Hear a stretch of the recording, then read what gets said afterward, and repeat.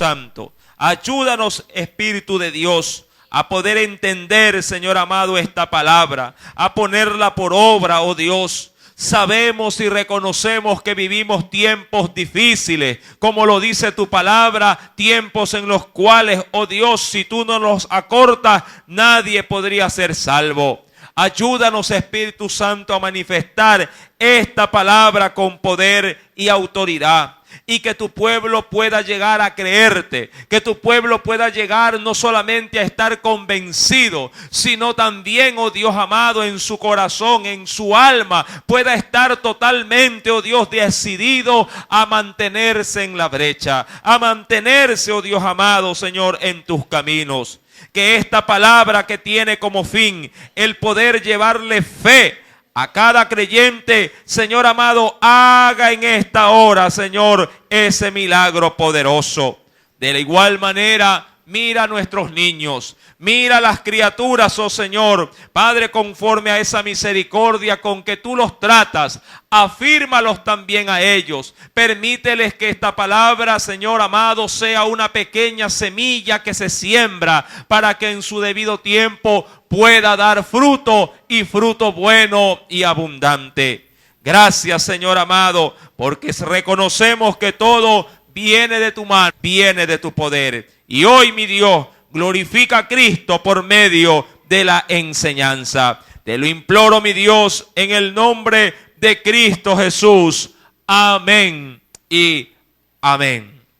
Vayamos, por favor, sí, nuevamente a la lectura bíblica. Primera de Corintios, sí, capítulo número 11. Dice el versículo 17. Pero al anunciaros esto, dice ahí, no os alabo, porque no os congregáis para lo mejor, sino, dice ahí, para lo peor. Cuando topamos de manera introductoria en los primeros, sí, diríamos, indicios de la carta, recordemos que Corintios era una iglesia, diríamos, bastante aceptable, sobre todo en su armonía y también hasta cierto punto, sí, a la hora de manifestar cierto tipo de frutos. Uno de esos frutos, entre otros, más allá de las complicaciones y divisiones que también había en la misma, por las preferencias a la hora de querer elegir, si diríamos, a los líderes de la misma, esta iglesia tenía un buen hábito. Un hábito que, por cierto, en la iglesia actual, sí, muchos menosprecian. Dice la Biblia en el verso número 17 que ellos de por sí tenían una muy buena costumbre, congregarse. Cuando vamos a ese texto, dice la Escritura, en lo que les voy a anunciar, sí, o lo que les voy a decir, en esto no los alabo, dice el texto. Voy a leer, por favor, el mismo pasaje bíblico, pero en la traducción del lenguaje actual. En la parte superior dice en el texto 17, hay algo de lo que no puedo felicitarlos, y son las reuniones que ustedes tienen. En vez de serles de ayuda, los perjudican. Mi amado hermano, es evidente que venir a la casa de Dios conlleva un solo objetivo. ¿Cuál es ese? El podernos edificar en los atrios de Dios. Si bien es cierto, para poder edificarse, entre otras cosas, hay ejercicios propiamente individuales que usted y yo realizamos desde nuestro hogar o en el lugar donde nos desenvolvemos o vivimos. Dentro de la iglesia diríamos que es un lugar muy especial donde uno puede edificarse. Pero para los corintios o para los corintianos, el congregarse sí les resultaba, diríamos, no de provecho, tal cual como lo menciona en esta traducción. Si vamos nuevamente al texto bíblico en la Reina Valera del 60, que es la que tenemos como denominador común casi todo el pueblo cristiano, dice, pero al anunciaros esto que sigue, no os alabo, porque no os congregáis. No es que no se congregaban, se congregaban, pero no se congregaban, dice la Biblia, para lo mejor. Ahora, usted y yo sabemos que cuando uno viene a la iglesia, uno en la iglesia puede encontrar lo mejor. porque se sobreentiende que aquí habita el Señor, y es aquí en este lugar o en cualquier otro lugar donde Dios haga habitar su nombre, donde hay bendición y vida eterna. Y qué bueno también, diríamos, por aquellos que han hecho del congregarse un estilo de vida. Si me acompaña en breve, por favor, vayamos a ciertos pasajes bíblicos que respaldan a la iglesia actual o a la iglesia primitiva en el inicio de ella, cómo era un deleite congregarse. Vayamos, por favor, primeramente, allá en el libro de Hechos de los Apóstoles. Acompáñeme, por favor. Hechos de los Apóstoles.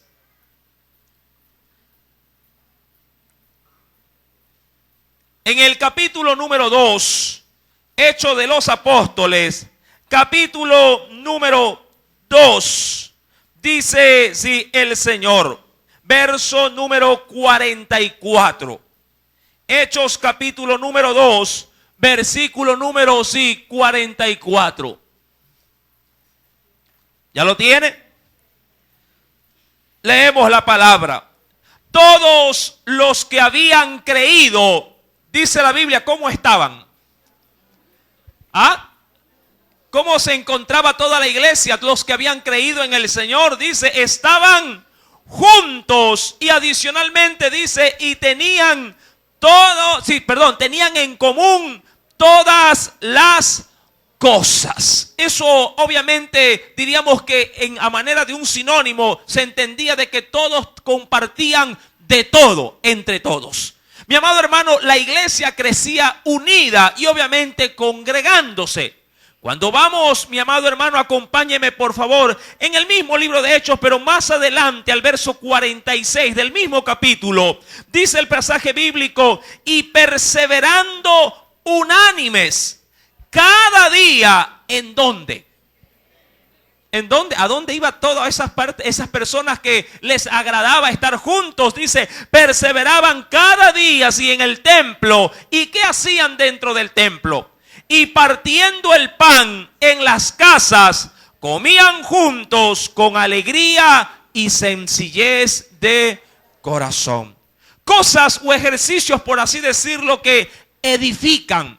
Cosas que en una iglesia, obviamente, si esto es lo que se manifiesta, si un aplauso del cielo saldría, en este caso diríamos reflejando la complacencia de Dios sobre quienes conforman, la iglesia. De manera adicional, mi querido hermano, cuando vamos también al Antiguo Testamento, hay textos maravillosos en los cuales se encuentra Salmo 122, verso número 1. Acompáñeme también, por favor, a ese texto en particular. Salmos capítulo número 122, verso número 1. Mira lo que nos dice el Señor.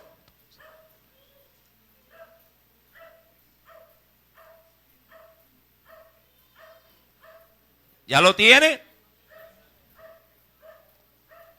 Salmo capítulo 122, verso número 1.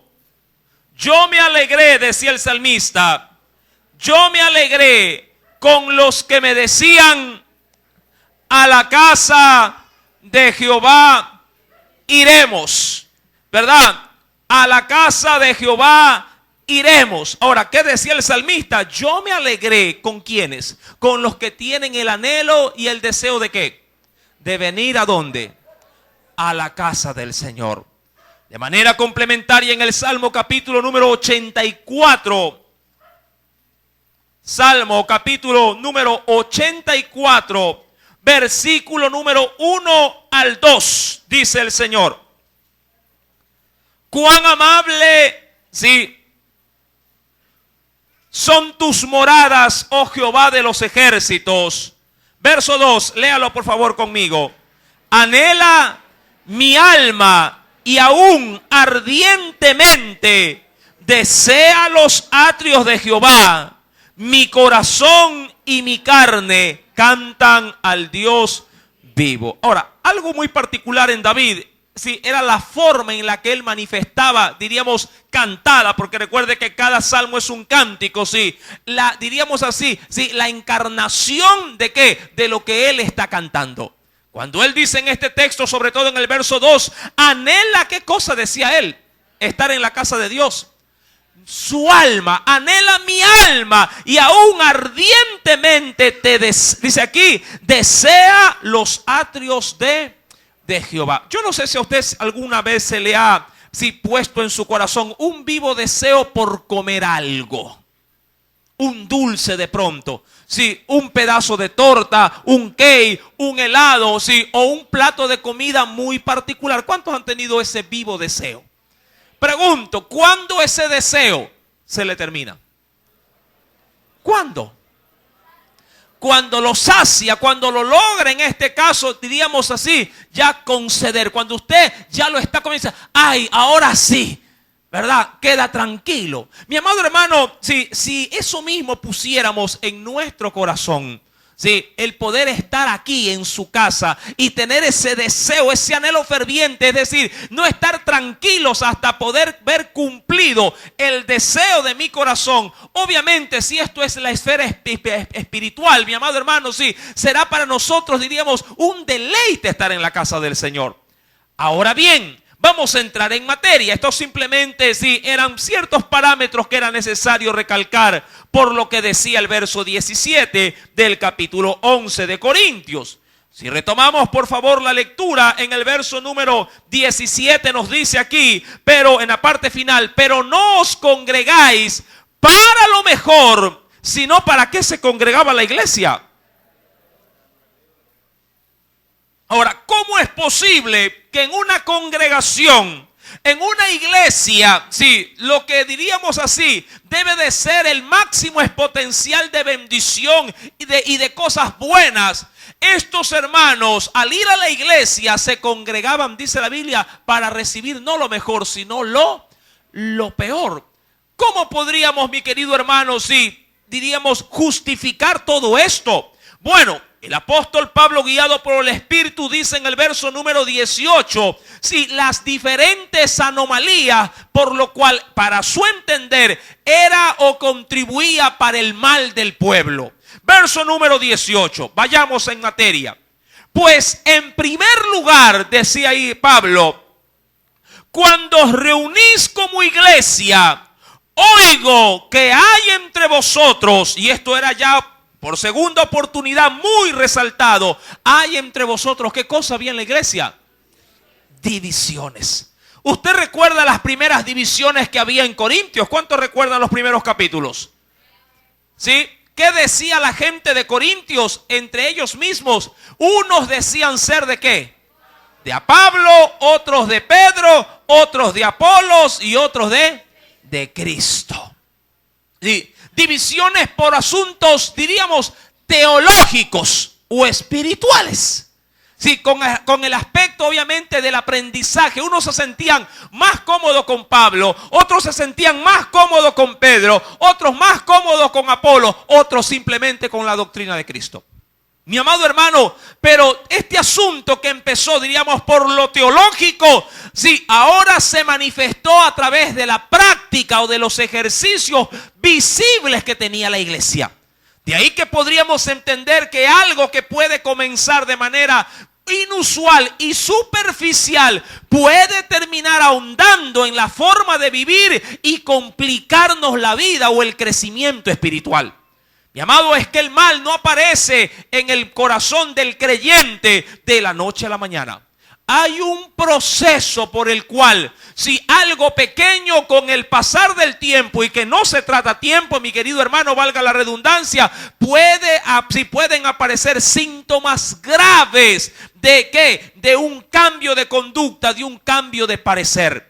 La iglesia de Corintios primero tuvo división con respecto a la manera de ver el evangelio de parte de quién venía o de quién procedía. Pero ahora ese mal se replicó hasta en su forma, diríamos, de convivir en medio de la congregación.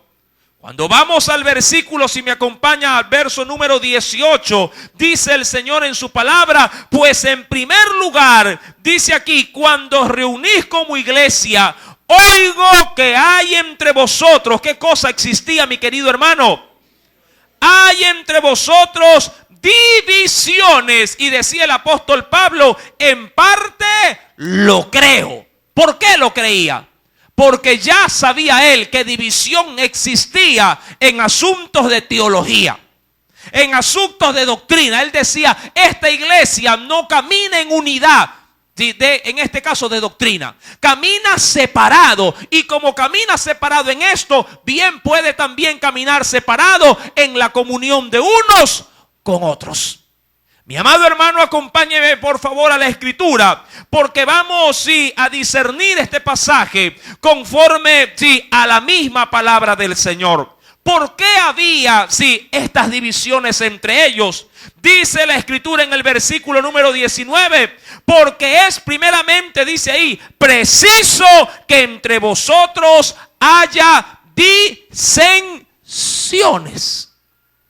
Aspecto muy, diríamos, muy impactante dentro de la iglesia de los Corintios. Dice aquí, necesario, si está leyendo conmigo, es preciso que entre vosotros haya, ¿qué cosa? Disensiones. Es decir, que haya división o resquebrajamiento. ¿Entre quiénes, mi querido hermano? Entre los propios hermanos. Diría cualquier hermano, pero Dios aprueba esto. Pues sí.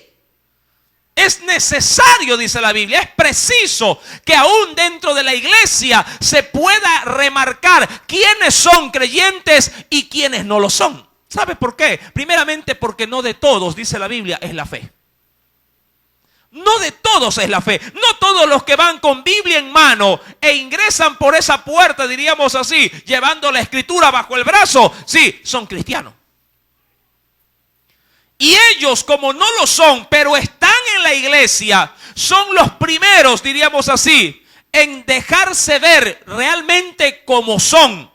¿Cuándo? Cuando no logran encarnar esta palabra en sus propias vidas. Mi amado hermano, para poder entender un poco mejor este asunto, es necesario ver el siguiente aspecto. Vayamos a Romanos capítulo número 13. En la iglesia existen, mi querido hermano, dos tipos de personas. En la iglesia, en el mundo tres. En la iglesia existen dos tipos de personas. En el mundo tres tipos. Pero todos pueden darse, ojo, pero todos pueden darse lugar dentro de una iglesia. ¿Ya lo tiene? Romanos capítulo número 13. 13, sí. Romanos, carta a los Romanos, capítulo número 13. Vamos a analizar, algunos versículos dentro de este libro o dentro de esta carta. ¿Ya lo encontró? Verso 12, dice el Señor. La noche, Romanos 13, capítulo 13, verso 12 en adelante. La noche está avanzada y se acerca el día. Eso en función, obviamente, de la venida del Señor. ¿Qué dice pues el Señor? Desechemos pues las obras de las tinieblas y vistámonos las armas de la luz. Verso 13. Andemos como de día, honestamente, no en glotonerías y borracheras. Y dice ahí, no en lujurias y lascivias, no en contiendas y envidia, sino vestidos del Señor Jesucristo y no proveáis, dice ahí, para los deseos de ¿qué? Ahora, no pierda, Romanos capítulo 13 y retome conmigo, por favor, Corintios capítulo 11, porque de aquí vamos a sentar la enseñanza. En el verso 19 leíamos, porque es preciso que entre vosotros haya disensión, que es igual que división, para que se hagan manifiestos entre vosotros los que son aprobados. Verso 20. Porque dice ahí, cuando pues os reunís vosotros, esto no es comer o no es ser partícipe de qué cosa, de la cena del Señor. Porque al comer cada uno se adelanta a tomar su propia cena, y uno, ¿cómo queda en la iglesia? Tiene hambre, y otro inclusive, ¿qué pasaba aún en la congregación? Y otro se embriaga. Versículo, retomemos por favor Romanos capítulo número 13. Ese texto nos dice en la parte final, es decir, en el versículo número 13, Romanos 13, verso 13, andemos como de día, honestamente, no en glotonerías y borracheras, ¿y qué más? No en lujurias y lascivias, no en contiendas y envidia. Ahora, de toda esta lista que dice en el verso 13, en tres partes, sí, la iglesia de Corintios estaba inmersa. La primera de ellas en el verso 13 es glotonería. Segundo, borracheras. Y tercero, estaba en contienda, o lo que es igual que división o disensión. Mi querido hermano, el Señor, cuando escribe por medio del apóstol Pablo estas palabras a la iglesia, estaba pasando una gravísima situación. ¿Cuál era esa? La iglesia de Corintios tenía por costumbre, de acuerdo a su cultura, sí, cuando se reunía en medio de la sociedad o hacía una celebración, tenía por costumbre hacer grandes banquetes, donde los ricos obviamente eran quienes más aportaban para poder celebrar estos grandes, diríamos así, banquetes comunales. Cuando se comenzaron a congregar como iglesia, llevaron este ejercicio dentro, diríamos así, de la congregación, pero con una, diríamos, salvedad.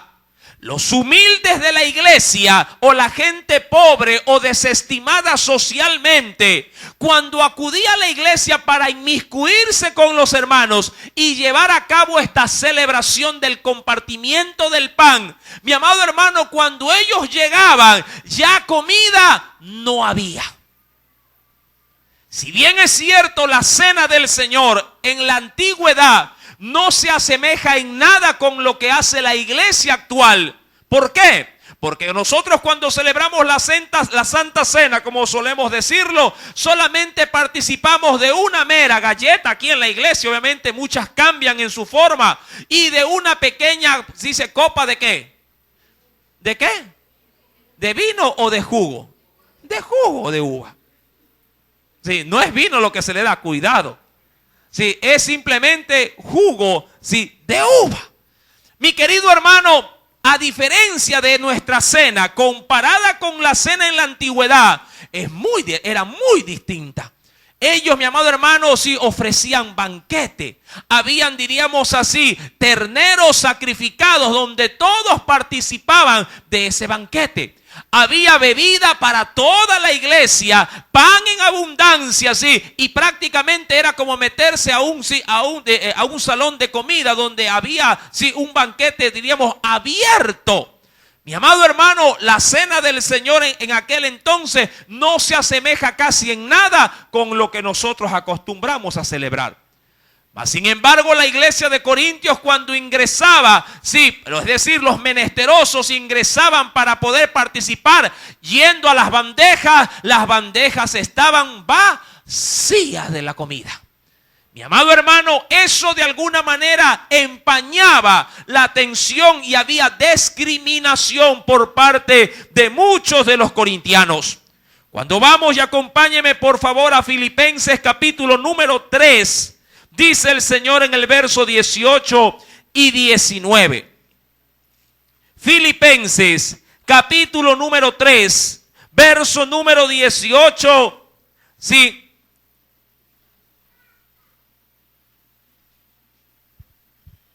Filipenses capítulo 3, verso número 18 y 19.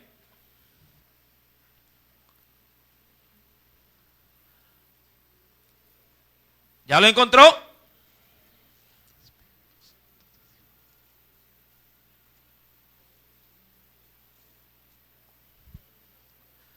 Porque por ahí andan muchos, de los cuales os dije muchas veces, y aún lo digo, ¿qué cosa? ¿O cómo? Llorando, que son enemigos ¿de qué? De la cruz de Cristo, el fin de los cuales será perdición, cuyo Dios, dice ahí, ¿cuál es su Dios? Hablando de los cristianos, es, ¿qué cosa? El vientre, y cuya gloria es vergüenza, que solo piensan en lo terrenal. Ahora bien, vamos a entrar en enseñanza, con esta diapositiva. Mi amado hermano, en la iglesia, de acuerdo también tomando como base lo que dice el apóstol Pablo de Corintios 11, capítulo número 18 y 19, donde nos dice, porque es preciso que entre vosotros haya disensiones. En una iglesia se manifiestan, dos tipos de personas. La persona, carnal, y la persona espiritual. Es verdad que en una iglesia pueden asistir estos tres tipos de personas. La natural, es decir, la que no percibe nada del espíritu. La carnal, que es cristiano aparentemente, pero solo está, mi amado hermano, en la iglesia, pero su carne sigue estando en el mundo. Y el hombre que viene, obviamente, a buscar exclusivamente del Señor. Dentro de una iglesia, mi querido hermano, a través de esta gráfica vamos a poder determinar por qué es necesario que en una iglesia haya disensión y lo que es primordial, por qué Dios lo permite. Dice la Biblia, mi querido hermano, primeramente en primera carta a los Corintios, si me acompaña por favor al capítulo número 2. Primera carta a los Corintios, capítulo número 2. Versículo 14. Esto usted y yo ya lo hemos analizado, solamente lo recordaremos. Pero el hombre natural no percibe las cosas que son, dice ahí, ¿de qué? ¿O de quién? Del Espíritu de Dios. Y eso es muy cierto. En una iglesia usted puede traer inclusive a alguien por primera vez como invitado, y mucho, diríamos, de lo que se explica de pronto para él lo recibe en su conocimiento, pero solo Dios puede hacer que aquello que está en el conocimiento pase al corazón. Cuando Cristo, usted conoce el texto, viene a la vida de aquella persona, el Señor le quita su venda, y desde ahí ese hombre comienza, ¿qué cosa? A entender la palabra de nuestro Dios. Pero ese no era el caso en Corintios. En Corintios había el cristiano carnal. Primera de Corintios 3, verso número 1. ¿Cómo se manifiesta un cristiano carnal? Verso número 1. De manera que yo, hermanos, no puedo hablaros como espirituales, sino, ¿cómo estaba la iglesia de Corintios? Como a carnales. Y eran considerados, dice la Escritura, como a niños en Cristo. Verso número 2. Os di a beber leche y no vianda, porque aún no erais capaces, ni sois capaces todavía. ¿Por qué causa? Verso número 3. Porque aún sois carnales, pues habiendo entre vosotros, y mire cómo se repite lo del capítulo 11, habiendo entre vosotros celos, contiendas y divisiones, no sois carnales y andáis, dice ahí, como quienes. Y cuando habla de como hombres naturales. Mi amado hermano, cuando en una iglesia, la iglesia camina con un estilo de vida, diríamos, sin ajustarse a las demandas de Dios, pueden ser aparentemente cristianos, pero como no han doblegado aún su conducta, su forma de ser, su estilo de vida a los pies de Cristo, el cristianismo en ellos, mi amado hermano, pasa de largo.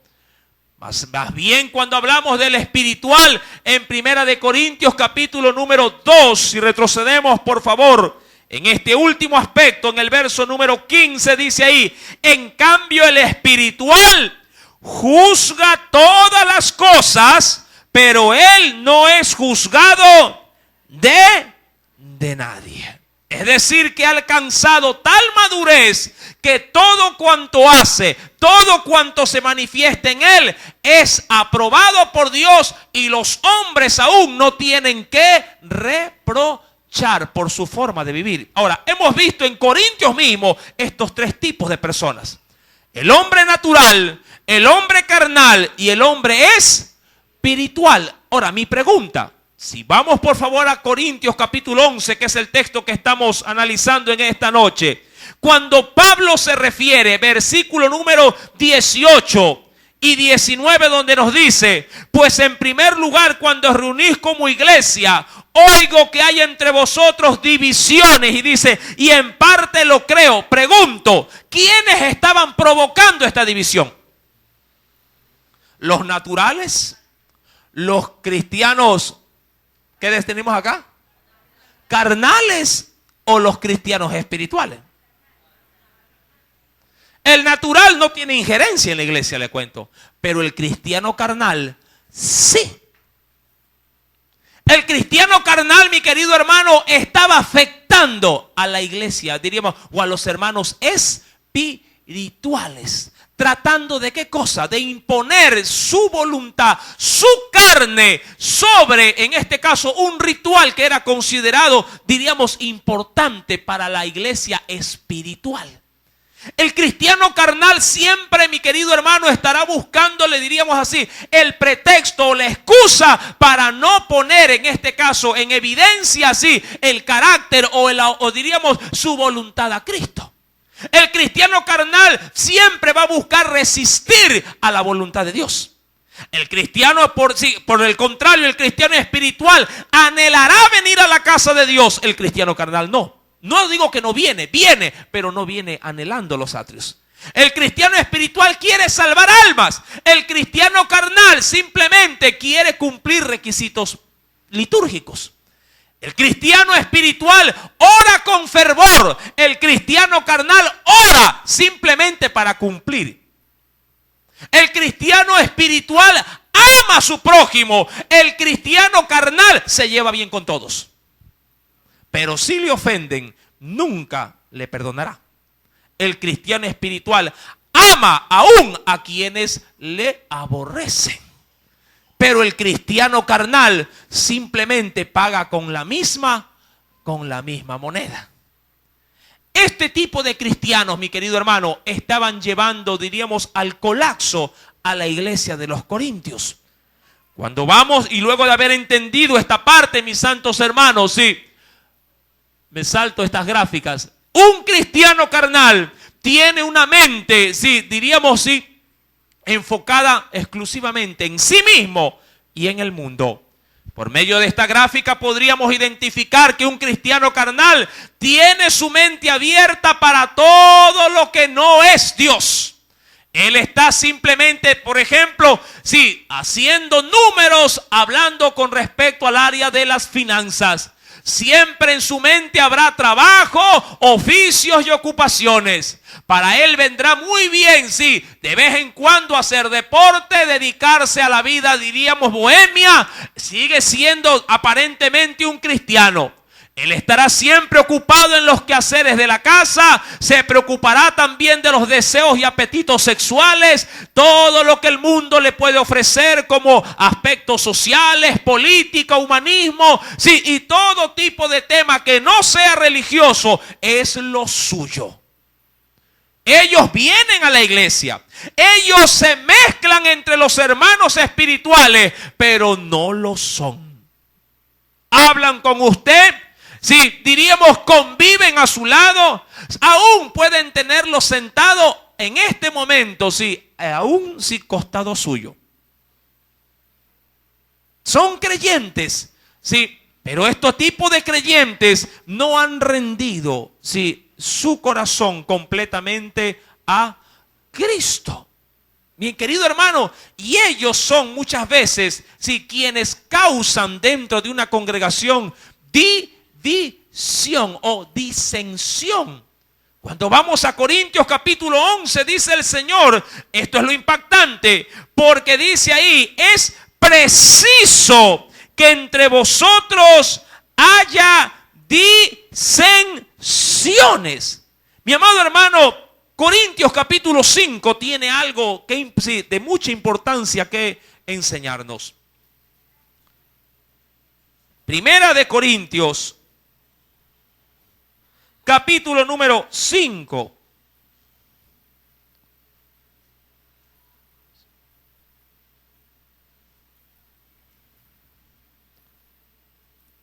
¿Lo tiene? Dice el Señor, Primera de Corintios capítulo 5, verso número, leamos desde el versículo número 11. Más bien os escribí que no os juntéis, hablándole obviamente a quienes dentro de la iglesia, a los espirituales. Más bien os escribí que no os juntéis con ninguno que, llamándose hermano, ¿qué dice la Biblia? Ojo, ¿y cómo se llama él? ¿O cómo se autoproclama él? Hermano. ¿Sí? Con ninguno que, llamándose hermano, fuere fornicario, avaro, idólatra, maldiciente, o borracho, o ladrón, y dice, con el tal ni aún, ¿qué dice? ¿Para qué? ¿O por qué? Para no, en este caso, quedar expuesto y lograr de alguna manera contaminarse. Cuando uno va, por favor, y si me acompaña rápidamente, sí, a ver lo que nos dice el Señor en la primera carta del apóstol San Pedro. Capítulo número 1.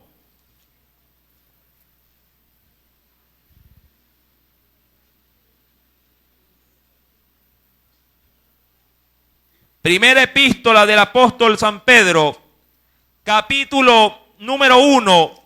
Dice el Señor, versículo número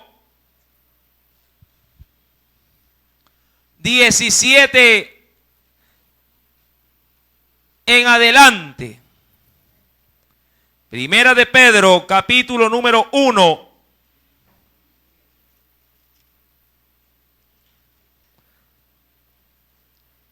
Versículo 17. Dice el Señor, y si invocáis por Padre a aquel que sin acepción de personas juzga según la obra de cada uno, conducíos en temor todo el tiempo, dice ahí, de vuestra, dice, peregrinación, sabiendo que fuisteis rescatados de vuestra vana manera de vivir. Hasta ahí quiero llegar. Retomemos, por favor, Corintios capítulo número 11. Sigue hablando, sí, el Señor en esta porción bíblica. Versículo, sí, número 20.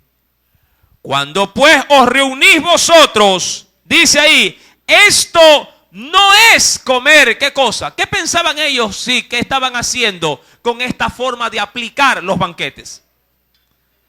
¿Qué estaban pensando ellos? Que eso era, ¿qué cosa? Según ellos, celebrar la Santa. ¿Y qué hacían en la Santa Cena? Se emborrachaban y en este caso se embotaban de la comida que ellos mismos sí introducían dentro de, en este caso, de la iglesia. Recuerde lo que dice en el versículo, si me acompaña nuevamente, por favor, versículo número 21. Porque al comer, cada uno, dice ahí, se adelanta a tomar su propia. No es que Pablo le dice que no cenaran, tenían que cenar, pero tenían que saberse esperar el uno al otro para poder empezar. Yo no sé, pero hay hogares que suelen tener la costumbre de no comer hasta que todos estén en la mesa. Eso hablando de en la comida en casa. Hay quienes dicen, no, se sirve cuando tu papá llegue. Eso cuando tiene horario, obviamente, horario fijo. Mi amado hermano, en la iglesia no sucedía así. Cada quien llegaba, mi querido hermano, y se sentaba, y obviamente como había traído para toda la iglesia o compartían ciertos platillos para toda la iglesia, ellos se sentaban, comían lo suyo y arrancaban en un desenfreno, comiendo aún inclusive más de la cuenta. Y eso era lo que Pablo cuestionaba, la glotonería. Y dice la Biblia en el versículo número 21 y en la parte final, y uno, cuando habla de otros que llegaban, y uno tiene hambre mientras el otro ya está, ¿qué cosa? Es decir, está, sí, por demás. Mi querido hermano, esto obviamente ofendía no solamente a Pablo, ofendía a la iglesia. Cuando vamos al verso número 20, porque de ahí estamos también desprendiendo esta reflexión. Cuando pues os reunís vosotros, esto dice ahí, no es comer la cena de ¿quién? Del Señor. Y es justamente con esta fracción, cuando va al verso 23, y Pablo explica qué realmente es celebrar la cena. O por lo menos cuáles deben de ser los parámetros para poder en la congregación disfrutar de un suceso espiritual como era el recordatorio, sí, del Señor en esa última cena. No que Él estuviera presente, pero Él había aprendido también de los apóstoles. Mi querido hermano, ya que la iglesia primitiva tenía otra forma de celebrar la Santa Cena. Usted recordará, mi querido hermano, en Hechos 2, capítulo número 42, que ya lo leímos, que todos los hermanos sí participaban juntos y cada uno no decía a la hora de poder compartir, no decía que era de él, sino que eran de todos lo que ellos tenían. Recordemos por favor Hechos capítulo número 2, versículo 42. ¿Qué dice el texto?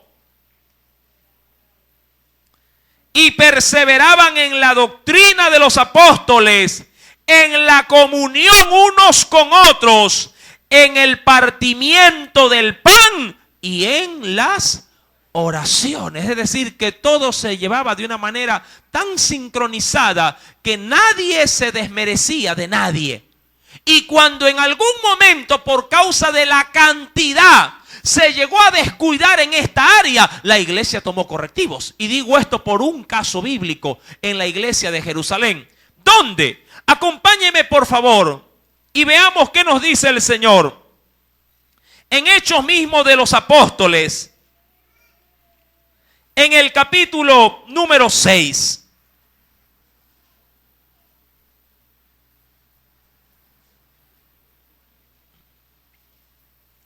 ¿Ya lo tiene? Hechos capítulo número 6.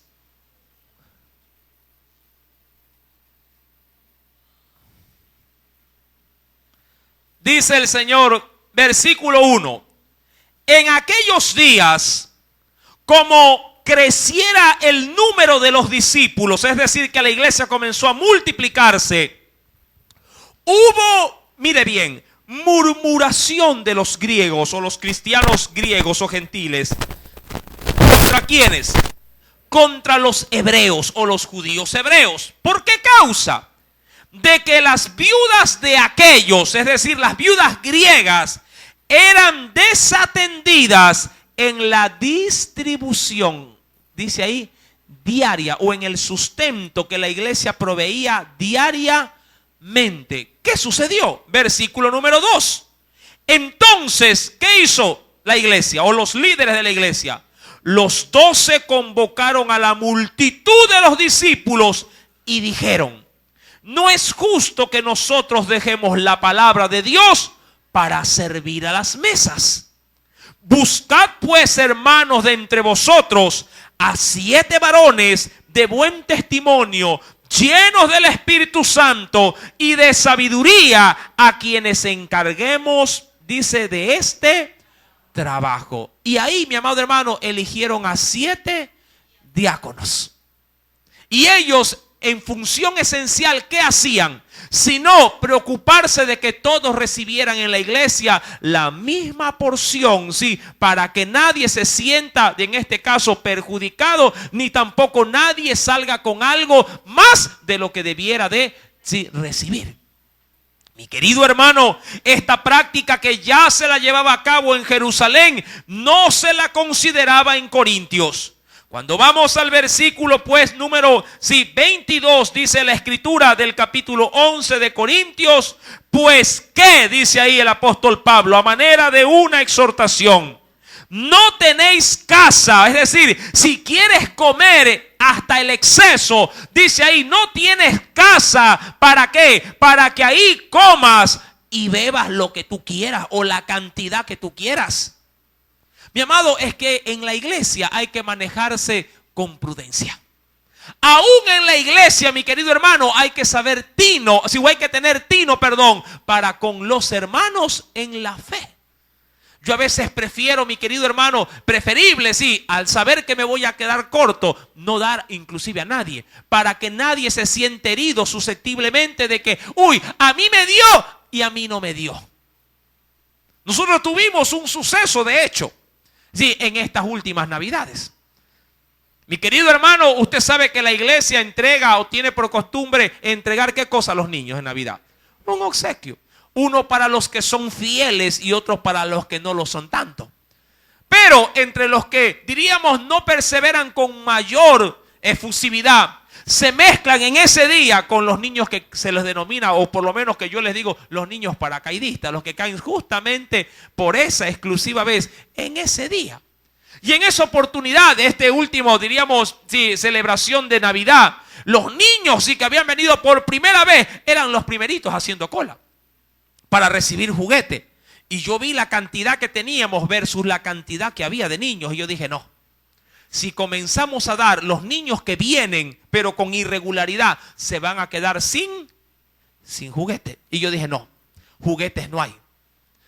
Y no es que no había, sí había, pero no había la cantidad suficiente para tanto niño.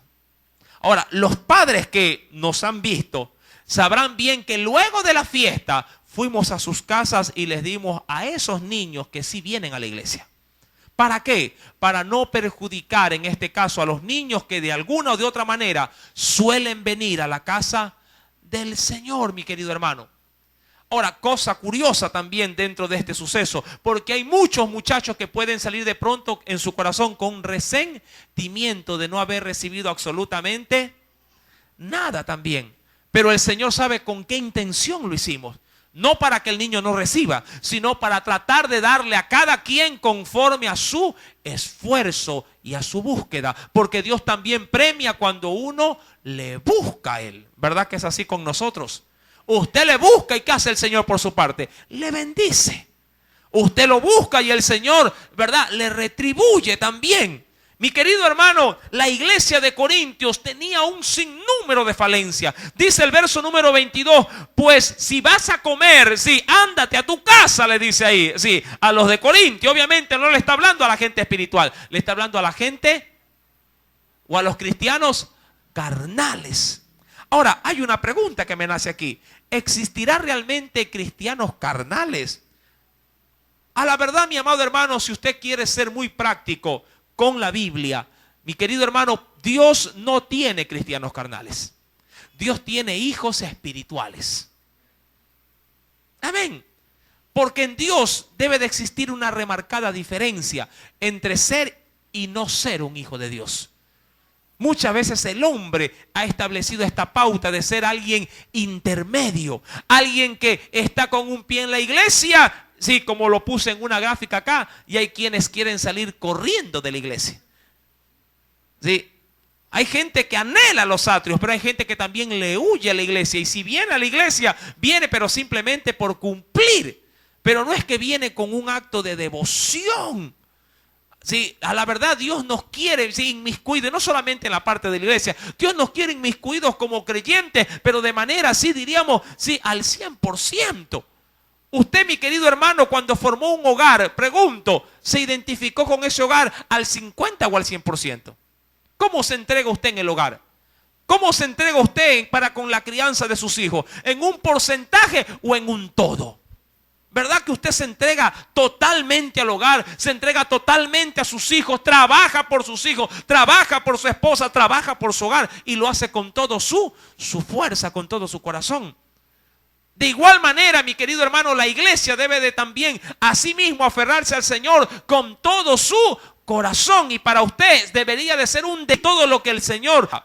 Termino, mi amado hermano, en el culto, en el culto, es el verso 22, pues que no tenéis casas en que comáis y bebáis, o menospreciáis la iglesia de Dios. Y eso hablando de los hermanos, sí, que eran más susceptibles de no tener. Y dice ahí, o menospreciáis la iglesia de Dios y avergonzáis a los que no tienen nada. ¿Qué os diré? ¿Os alabaré? Y dice ahí, en esto no os alabo. Y termino anunciando el verso 23. Y aquí es donde Pablo da la pauta y dice, porque yo recibí del Señor lo que también os he enseñado. Y esto es importante.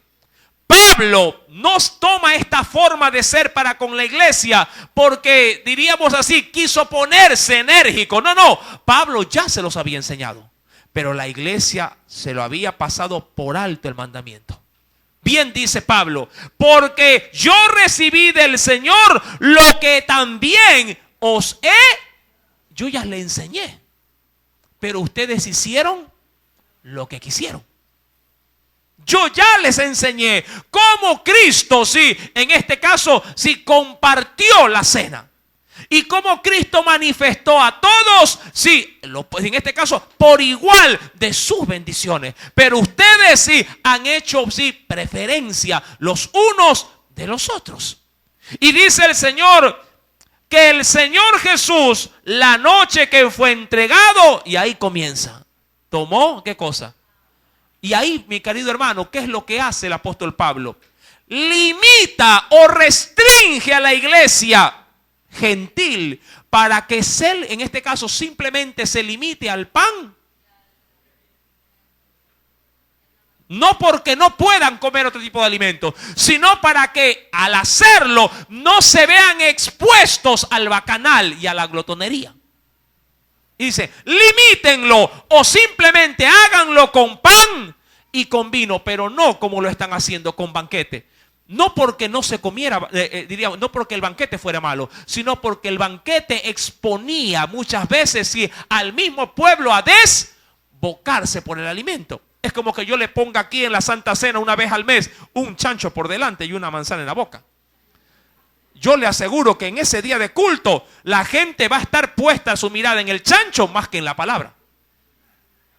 Me recuerdo en una oportunidad donde yo me congregaba, hace algunos años atrás, que habían hermanos que hacían esto que se conoce como talentos, ¿sí?